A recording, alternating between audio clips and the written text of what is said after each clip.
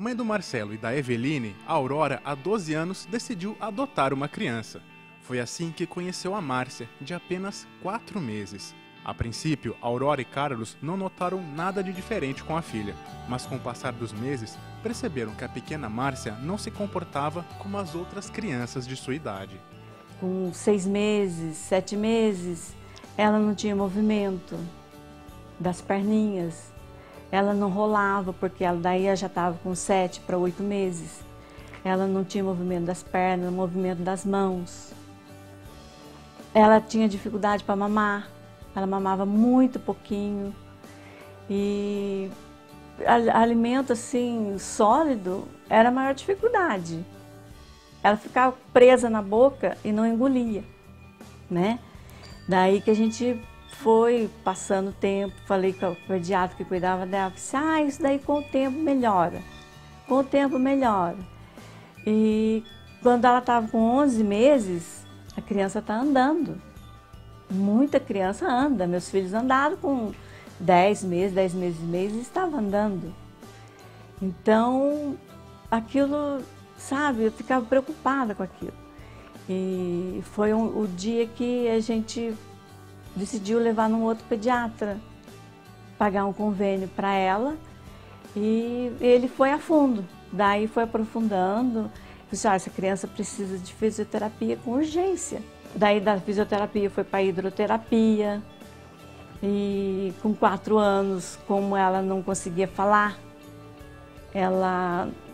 o pediatra indicou o fonoaudiólogo. E foi assim que ela foi progredindo. A Márcia precisa de alguns cuidados especiais da família. E nem mesmo a descoberta de um problema de saúde diminuiu o afeto da mãe pela filha. Voltar atrás com a adoção não passou nem perto dos pensamentos de Aurora. Não, isso não deu para assustar, não. Inclusive a gente falou assim, a gente vai correr atrás, a gente vai procurar os tratamentos que são possíveis, nas nossas possibilidades, né? E foi o que aconteceu, a gente correu atrás. O sentimento aumentou, o cuidado aumentou, né? A gente sempre cuidou dela como ela mereceu. O destino da Márcia foi bem diferente da de outras crianças e adolescentes que estão em abrigos e se encontram na mesma situação.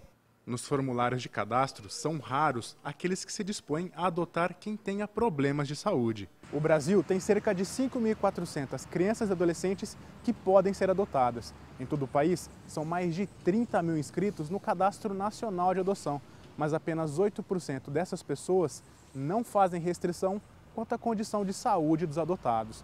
São 1.200 crianças e adolescentes com doenças crônicas ou algum tipo de deficiência física ou mental. E são esses processos que a lei vai priorizar.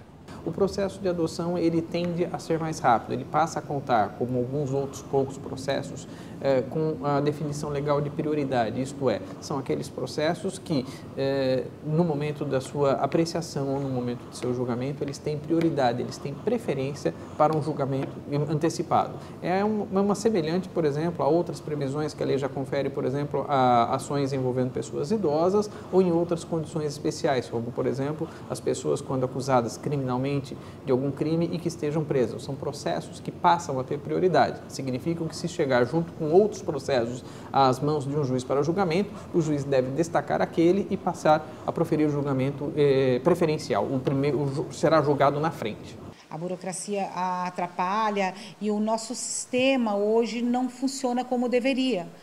Porque se o deficiente é prioridade e a criança também é prioridade, a gente imagina que deveria ser mais fácil para essa família, ela deveria ter vamos dizer assim, um suporte maior, para que ela tivesse uma motivação maior para adotar.